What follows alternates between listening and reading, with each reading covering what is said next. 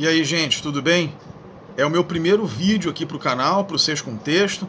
É uma alegria imensa poder fazer parte desse grupo tão seleto de amigos, de professores tão queridos. E é claro, um prazer imenso poder falar com vocês também através desse canal.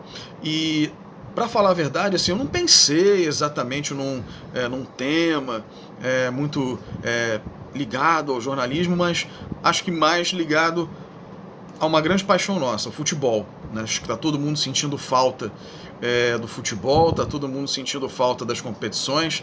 E eu resolvi falar um pouquinho sobre essa possibilidade do retorno às competições diante do panorama atual, né, da pandemia do coronavírus. Em primeiro lugar, para dizer que essa questão envolvendo a paralisação das atividades esportivas não é uma primeira vez no Brasil. Né? A gente já vivenciou esse tipo de situação lá atrás, no início do século XX, mais precisamente em 1918, com a paralisação do futebol pelos campeonatos estaduais, com a paralisação inclusive de um torneio continental de seleções, isso mesmo, a Copa Sul-Americana, o Campeonato Sul-Americano, que iria acontecer em 1918 no Brasil, não houve. Foi realizado um ano depois, em 1919, competição essa que marcou inclusive o primeiro título da seleção brasileira na sua história. Mas isso foi necessário porque o temor do contágio era muito grande naquela época, né? Então, para que você tenha uma ideia, jogadores inclusive se recusaram a viajar, se deslocar de um estado para o outro, Rio para São Paulo para Minas, enfim. Jogadores não quiseram se deslocar para ver competição. Teve muito campeonato que acabou antes da hora, teve campeonato que foi estendido por o ano de 2019, teve adiamento, como a gente falou há pouco. Né? Qualquer semelhança, por exemplo, com os Jogos Olímpicos não é mera coincidência, né? Os Jogos Olímpicos que seriam realizados nesse ano. Agora, por que isso acontece? Por que paralisar competições esportivas, né, por causa de uma pandemia? Bom, vamos lá. Claro, além das questões médicas, sanitárias, que são absolutamente necessárias, através do contato, da questão das aglomerações, tá?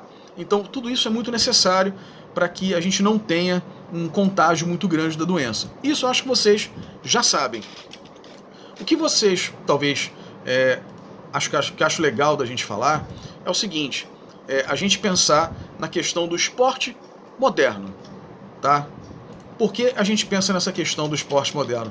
Inclusive, para dar um cumprimento aqui muito bacana para a professora Leda Costa, para a professora Carolina Ferro, que são minhas parceiras, são professoras também no curso de jornalismo esportivo. Nós três, a gente dá esse curso na Unicarioca, um curso de extensão, e a gente fala disso também ao longo das aulas no curso de extensão. O esporte moderno, como ele é concebido, ele só é concebido exatamente pela presença do público e também por ser algo que faz parte da rotina social das pessoas, da rotina social das grandes cidades. Tá? O fenômeno esportivo, ele é também um fenômeno social. E como fenômeno social, ele não pode ser excluído da realidade objetiva de uma sociedade. Né? Então, você tem aí uma série de estudos que falam da relação entre futebol e sociedade brasileira. Daqui a pouquinho a gente fala em questão de autores que podem ser visitados por vocês. Mas quando a gente pensa o esporte como algo que amalgama uma sociedade, que entrelaça toda uma rede de relações entre pessoas, a gente não pode achar que o esporte é um fenômeno que está estanque a tudo isso que está acontecendo. Né? Tem gente aí defendendo a volta, as competições, etc, etc, etc. Isso não pode acontecer nesse momento, tá? Pela questão sanitária. Mas, é claro, faz muita falta para a gente.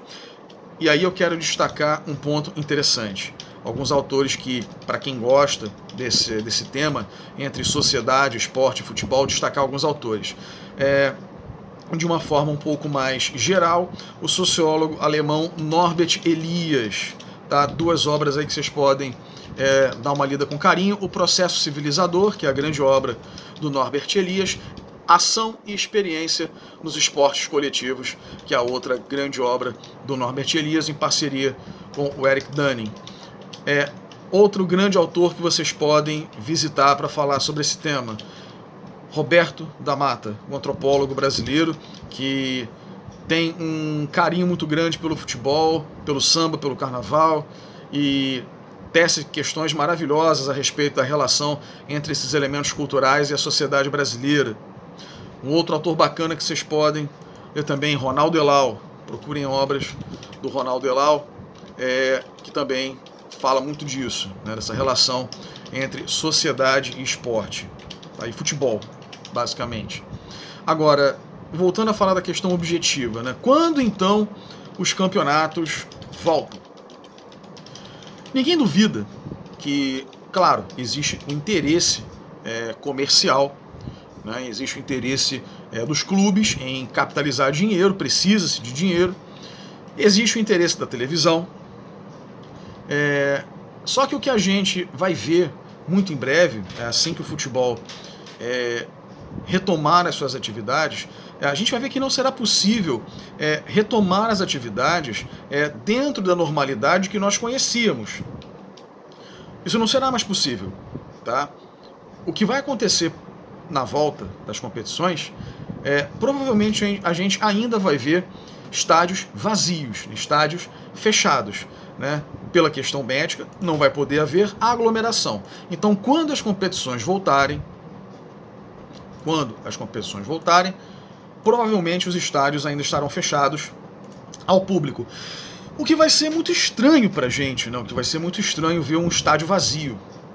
Mas vai ser uma situação necessária.